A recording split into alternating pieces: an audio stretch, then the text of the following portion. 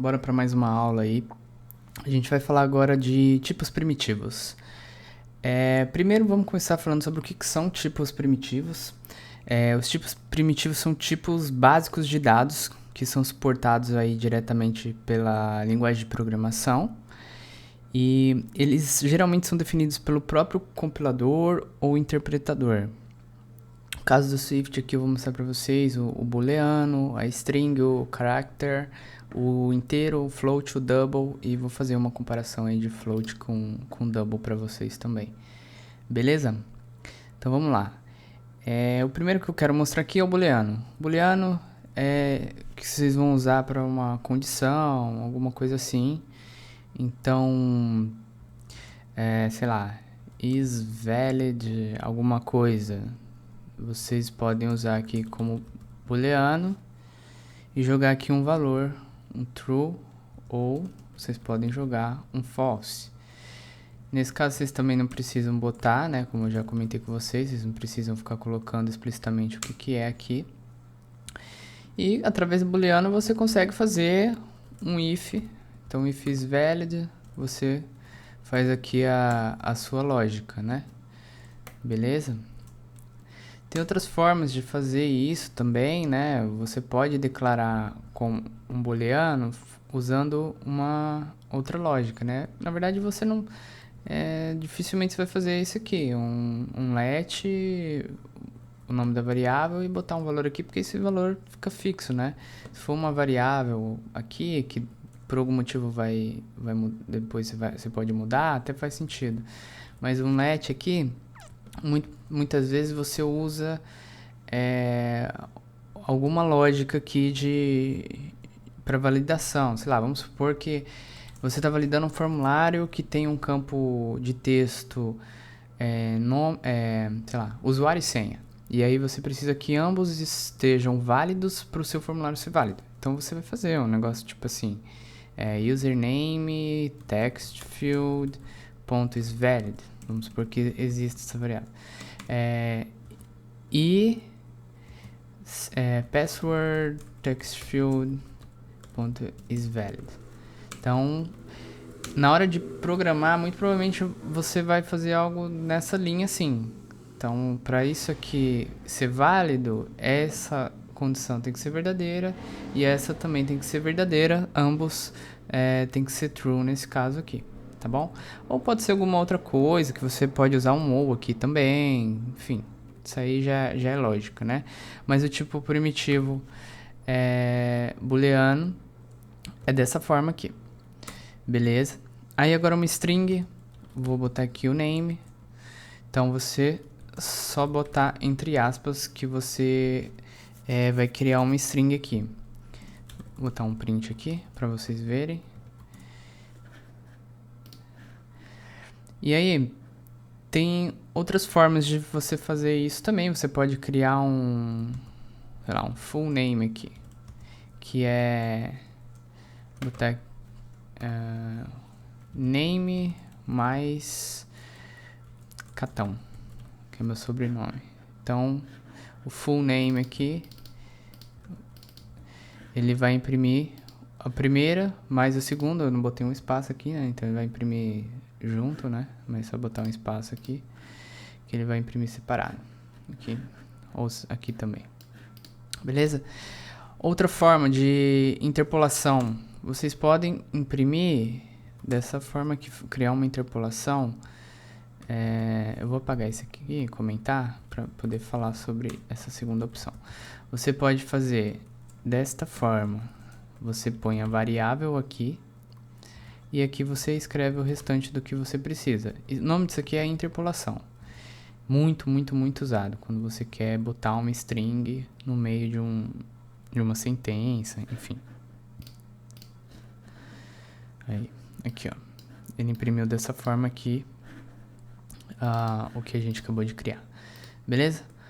Um caractere, que ele na verdade,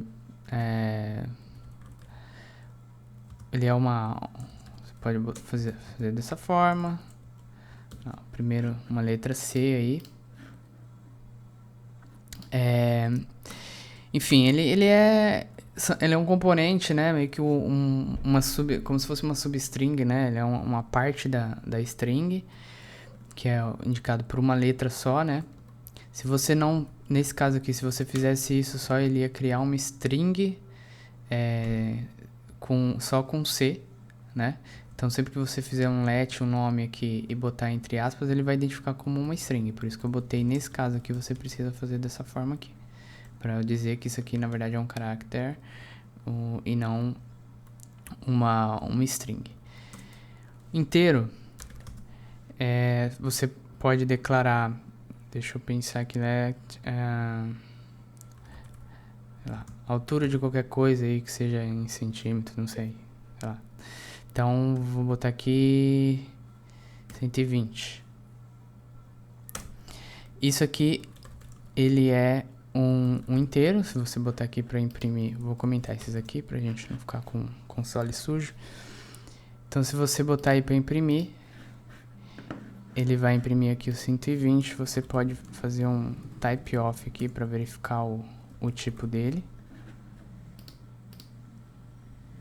Ele é um inteiro. Se você botar um número aqui, ponto 1, por exemplo, já não vai ser mais um inteiro, porque inteiro não pode ser quebrado, né? Ele vai converter isso aqui para um double. Se você fizer isso aqui, ele não vai funcionar, porque o inteiro, ele é, enfim, como o nome diz, ele tem que ser inteiro, né? Então, o que você pode fazer aqui é fazer dessa forma, para que ele vai ser um double, ou você pode jogar aqui um float. E aí, meio que eu acabei falando já desses de baixo, né? Então, vou usar aqui a mesma ideia para falar do float. O float aqui você pode fazer dessa forma. Então, você vai declarar ele aqui. Vou pegar o print off aqui também. É dessa forma que você pode fazer. E o double segue a mesma ideia, tá? O double aqui, se você fizer a mesma coisa aqui, ele vai imprimir também um double. E o legal, né, do double e do float é que eles são... Eles podem ser números quebrados, né? Então, essa é a ideia de você usar um double ou um float. Vou botar aqui para imprimir o valor dele. Vou botar aqui para imprimir novamente. Então, você tem aqui um número quebrado que você pode usar com double e com float. Eu vou fazer aqui, mostrar para vocês agora qual que é a diferença. Quando que você vai usar o double, quando que você vai usar o float. Vou criar uma outra aqui, hide float. Eu vou tirar isso aqui, porque não vai precisar mais. Vocês já sabem qual que é o tipo. Eu vou só imprimir os valores deles. Botar aqui uma quantidade de 9 dígitos decimais. E vocês vão ver aqui a diferença entre eles. A diferença entre eles é que o float ele é mais simples, ele é armazenado em 32 bits, enquanto o double ele é armazenado em 64 bits. O que significa que o float ele vai te dar só, como vocês podem ver aqui, 6 casas decimais de precisão. Então se você botar qualquer coisa daqui para frente, ele vai ignorar, porque ele só tem espaço para 6 dígitos decimais. Aqui você pode botar 15. Vou botar para rodar. O double ele suporta, se você contar aqui vai dar 15. O double ele suporta 15 casas decimais aqui, ou seja, ele tem uma maior precisão. Então você vai ver, apesar do double ter uma maior precisão, ele também é menos performático. Fazer conta com ele, armazenamento na memória, isso custa mais usando o double. Então, se você estiver fazendo algo que não é necessário uma precisão tão grande, opte pelo float, é melhor. Se você estiver fazendo algo que precise que tenha a necessidade dessa precisão, então aí você opta pelo double, ok? É isso. Valeu!